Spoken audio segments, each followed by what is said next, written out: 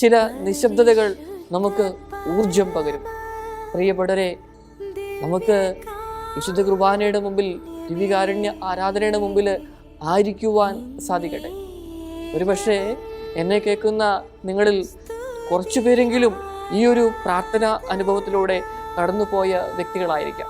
ദിവ്യകാരുണ്യ ആരാധനയുടെ മുമ്പിലായിരിക്കുന്ന സമയത്ത് നമ്മുടെ സന്തോഷങ്ങൾ, നമ്മുടെ കൂട്ടുകാരോട്, പ്രിയപ്പെട്ടവരോട് നമ്മുടെ സന്തോഷങ്ങൾ നമ്മൾ പങ്കുവെക്കുന്നത് പോലെ, നമ്മുടെ ദുഃഖങ്ങൾ നമ്മുടെ പ്രിയപ്പെട്ടവരോട് പങ്കുവെക്കുന്നത് പോലെ നമ്മൾക്ക് പങ്കുവെക്കുവാനായിട്ട് സാധിക്കണം. ശാന്തമായി ഒന്ന് ഇരുന്നാൽ മതി.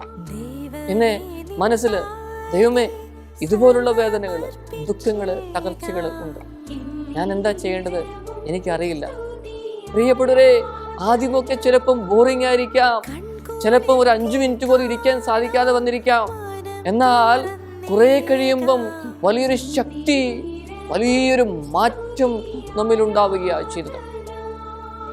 പിന്നെ പുറത്തേക്ക് ഇറങ്ങുമ്പം നമ്മുടെയൊക്കെ മനസ്സിനൊരു സന്തോഷമാ, വലിയൊരു ശക്തിയാ, ആത്മീയ നിർവൃതിയാ. എൻ്റെ ജീവിതത്തിൽ ഞാനിത് അനുഭവിച്ചറിഞ്ഞിട്ടുണ്ട്.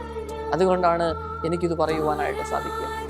ആയതിനാൽ 2026 നമുക്ക് വ്യക്തിപരമായ പ്രാർത്ഥനയിൽ ആഴപ്പെടുന്നതോടൊപ്പം ദിവ്യകാരുണ്യത്തിൻ്റെ മുൻപിലിരിക്കുവാനായിട്ട് ഒരു തീരുമാനം എടുക്കാം.